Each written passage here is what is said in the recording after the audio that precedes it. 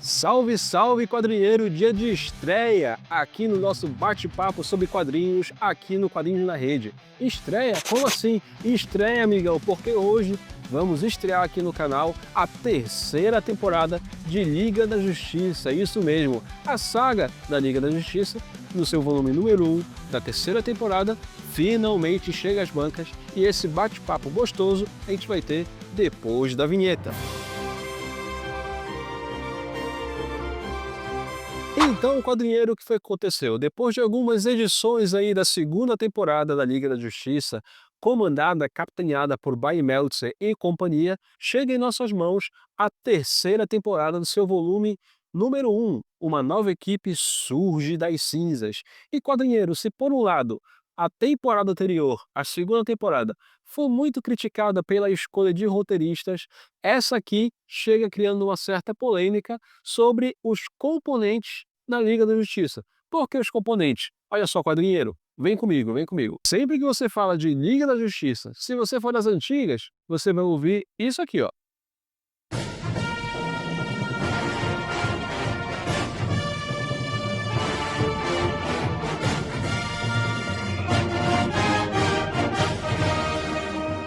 Agora, se você for um pouco mais novo, cria dos anos 2000, quando esse material aqui foi publicado, você vai ouvir isso aqui.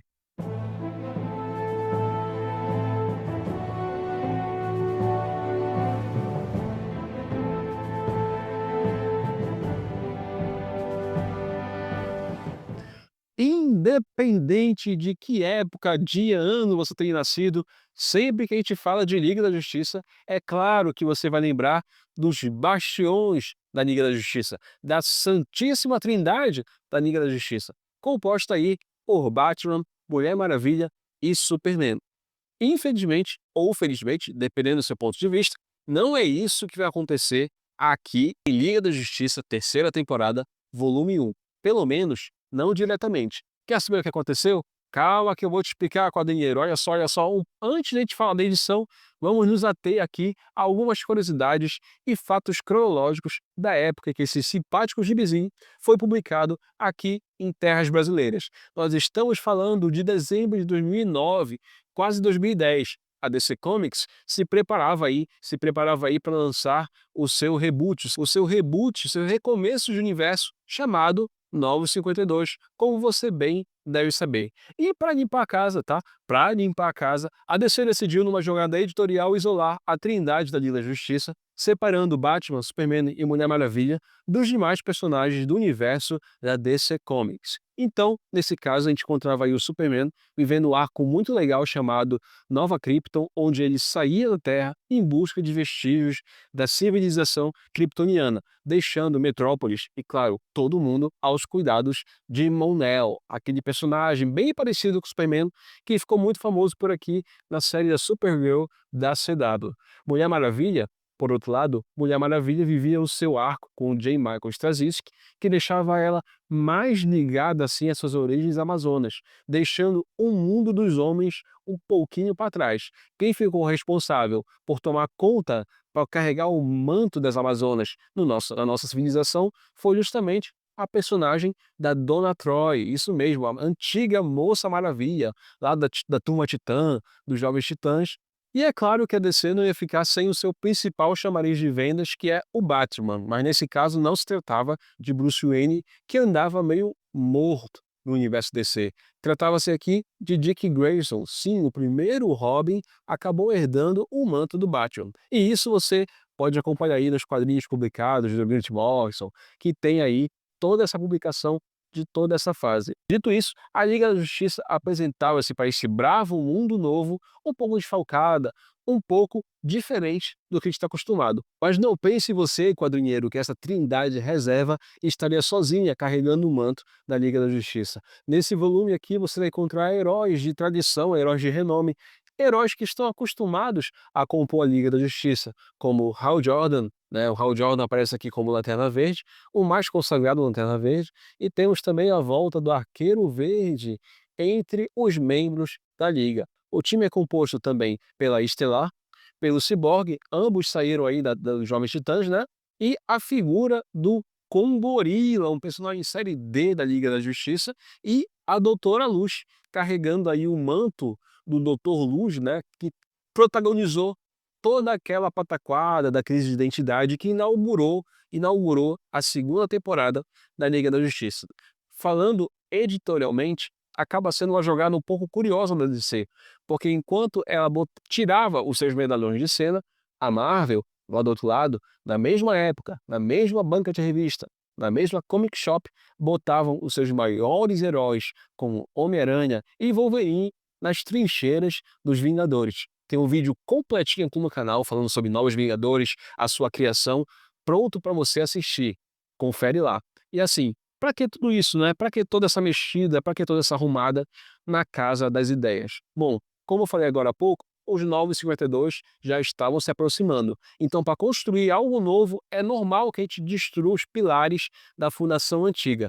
Era isso que a DC tinha em mente, porque ao apresentar a Liga da Justiça dos Novos 52, embora tenha assim o Superman, o Batman, a Mulher Maravilha de volta, eram personagens diferentes do que todos nós estávamos habituados a acompanhar nos quadrinhos. Então, para evitar, né, para evitar esse choque de gerações, foi muito conveniente tirar esses personagens de cena. E aqui, na nova temporada de Liga da Justiça, logo nas primeiras páginas, você vai encontrar o leitor tendo que lidar com as consequências de A Noite Mais Densa, o evento, o mega evento da DC, que estava sendo publicado na época e que acabou de ganhar uma nova versão de grandes eventos DC aqui no Brasil. Ou seja, dá para ler lá, né? Dá para ler A Noite Mais Densa e dá para ler também aqui esse quadrinho para ter uma noção do que estava acontecendo. E esse tipo de contextualização temporal, eu particularmente acho muito legal, porque ajuda a gente a ter uma experiência maior na mega saga em questão e ajuda também os leitores mais desavisados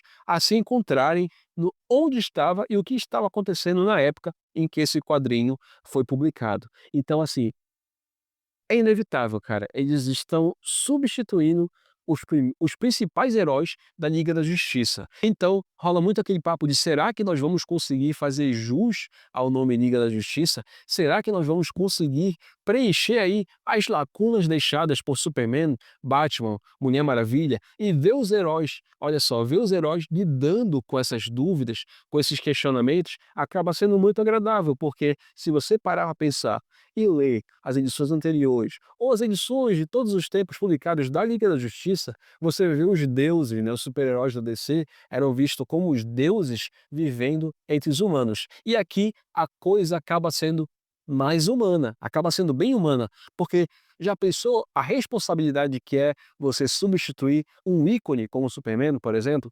Já pensou a responsa que é você responder como o Batman lá em Gotham City, mesmo tendo todos esses anos de combate ao crime ao lado do Bruce Wayne? Então acaba sendo uma experiência diferente, mas imersa no universo da DC Comics que a gente tanto gosta.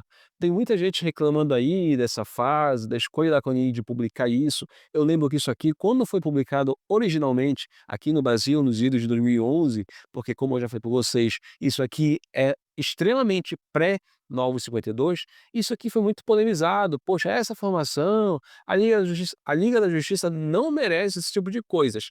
Eu já acho interessante, eu já acho um novo olhar para uma equipe que estava prestes a sofrer a sua maior alteração dentro dos Novos 52. O suprassumo dessas edições é justamente ver o convite que esses heróis recebem para integrar a Liga da Justiça.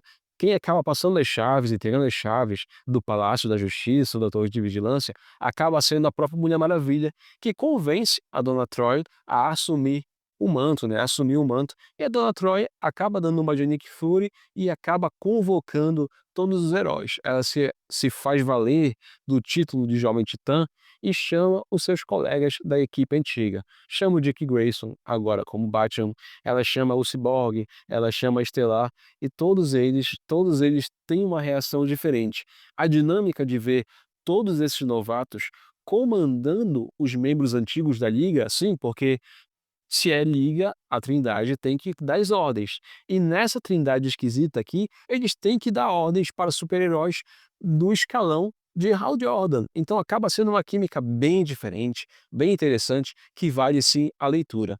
Além de ser um gibi muito interessante, nós temos uma boa equipe criativa. Nós temos o sempre competente James Robinson fazendo aí os roteiros e a estrela dos quadrinhos Mark Bagley, né, trazendo aqui os desenhos. E eu, particularmente, acho muito interessante ver o Mark Bagley, que é um desenhista muito ligado à Marvel Comics, especialmente ao Homem-Aranha, desenhando aqui Liga da Justiça. Você vê o traço, vê a colorização e lembra imediatamente dos quadrinhos da Casa das Ideias. Então, dito isso, vamos dizer que eu vou acompanhar sim a terceira temporada da Liga da Justiça. Eu convido você a se livrar de todo e qualquer preconceito e desconfiança contra essa equipe, assim, entre aspas, desconhecidas, já que, com exceção do Kongorila e da Doutora Luz, são personagens de muita tradição vindo aí dos Jovens Titãs, que durante muito tempo foi um dos quadrinhos mais queridos da DC Comics, e abrace a nova Liga da Justiça. Num quadrinhômetro de 5 pontos, né, de 0 a 5 pontos, essa primeira edição vai receber aí os seus modestos 4 pontos, quadrinheiro. Então, vamos acompanhar, vamos ficar vendo aqui cada lançamento dessa terceira temporada, mas vamos fazer uma resenha aqui no canal. E é claro que você não quer ficar de fora disso, então já vai assinando ali o sininho, vai se inscrevendo no canal, compartilhe, comente, faça parte do nosso debate. Você leu isso daqui na época ou você está lendo agora na publicação? Independente de quando, o que você está achando, quadrinheiro? Então é isso, quadrinheiro, até a próxima, fiquem todos com Deus e tchau!